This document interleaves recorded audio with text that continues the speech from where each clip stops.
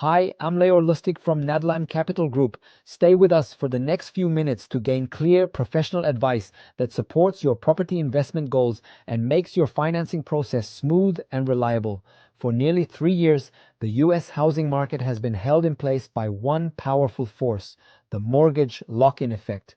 Millions of homeowners locked in ultra-low pandemic-era rates and chose not to move, unwilling to swap a 3% mortgage for one costing twice as much. That dynamic is finally starting to shift. New data from Realtor.com shows that for the first time since the pandemic housing boom, more homeowners now carry mortgage rates above 6% than below 3%.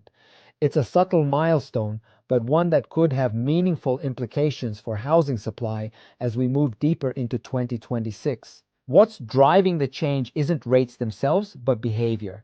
A growing number of homeowners are choosing to move despite higher borrowing costs. These mortgage swappers are trading low rates for flexibility because life events don't wait for perfect financial conditions. Job changes, family growth, downsizing, divorce, and relocations are pushing people to act, even if it means accepting a higher rate. Builders are also playing a role.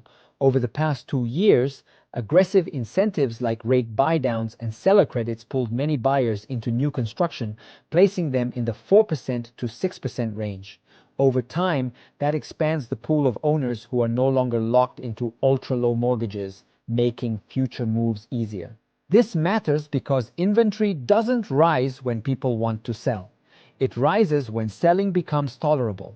As higher rates become normalized, the psychological barrier that froze listings begins to crack. Even small increases in seller mobility can create meaningful relief for buyers. To be clear, lock-in hasn't disappeared. Roughly 80% of mortgages are still below 6%, but momentum has changed. The grip is weakening, not tightening. For buyers, that means more listings, more choice, and less pressure. For sellers, it means you're no longer alone in making the rate trade-off.